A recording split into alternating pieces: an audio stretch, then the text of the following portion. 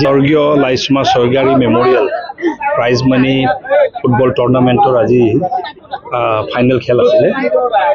আজি আমি জুবিন গাৰ্গ তেখেতৰ সোঁৱৰণত আমি সকলোৱে এটা সিদ্ধান্ত লৈ আমি খেলোৱাৰ কাৰণে সিদ্ধান্ত গ্ৰহণ কৰিলোঁ। সঁচা অৰ্থত চাবলৈ গ'লে আজি হাজাৰ হাজাৰ দৰ্শক, 20,000তকৈ অধিক দৰ্শক হৈছে। খুব সুন্দৰ খেল হৈছে আৰু এই সুন্দৰ খেলত ফাইনেলত 5 গ'ল দি আমাৰ মাজুলী কাৰচাং FC-য়ে উইনাৰ হৈছে। শুভেচ্ছা জনালোঁ তেখেতসকলক। আৰু খুব সুন্দৰভাৱে ইমান মানুহ তাৰ পাছতো সুন্দৰভাৱে পৰিচালনা কৰাৰ কাৰণে চিমেণ্ট চাপৰি আমাৰ ক্ৰীড়া সন্থাৰ আমাৰ কাৰ্যকৰ্তা আৰু মুৰব্বীসকলক ধন্যবাদ জ্ঞাপন কৰিছোঁ। আশা ৰাখিছোঁ খেলবোৰ এনেকৈ আগুৱাই যাওক আৰু আমি আজি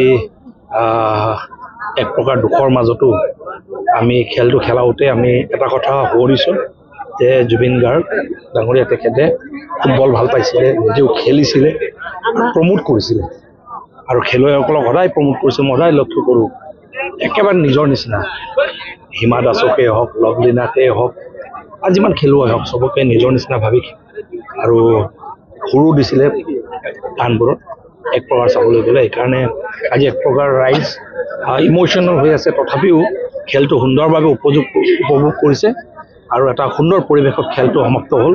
আশা ৰাখিছোঁ অহাবাৰ ইয়াতকৈ ভাল খেল হ'ব। খালি আমাৰ এটা সৰু এটা আমি সমস্যা দেখিছোঁ, এই ফিল্ডটো জোৰাকৈ নাই। ফিল্ডটো যদি আৰু ধুনীয়া ডাঙৰ হয় আমি তেতিয়া ইয়াতকৈ আৰু দৰ্শক পাম।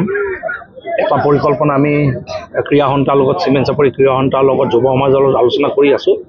নতুনকৈ তাতে আমি এই আপোনাৰ পলিটেকনিকৰ ওচৰতে এটা নতুন ফিল্ড ডেভেলপ কৰি আছোঁ।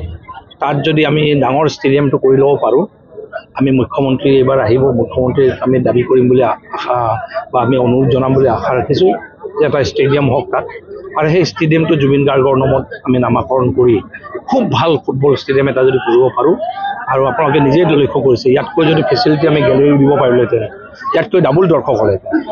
আৰু খেলত যদি আমি মানুহখিনিক জড়িত কৰাব পাৰোঁ, নতুন প্ৰজন্মক জড়িত কৰাব পাৰোঁ, আকৰ্ষিত কৰিব পাৰোঁ, তেতিয়া এটা ড্ৰাগছ মুক্ত আৰু এটা সুন্দৰ সমাজ, আমি সুস্থ সমাজ, সুস্থ যুৱ মানসিকতা আমি গঢ় দিব পাৰিম।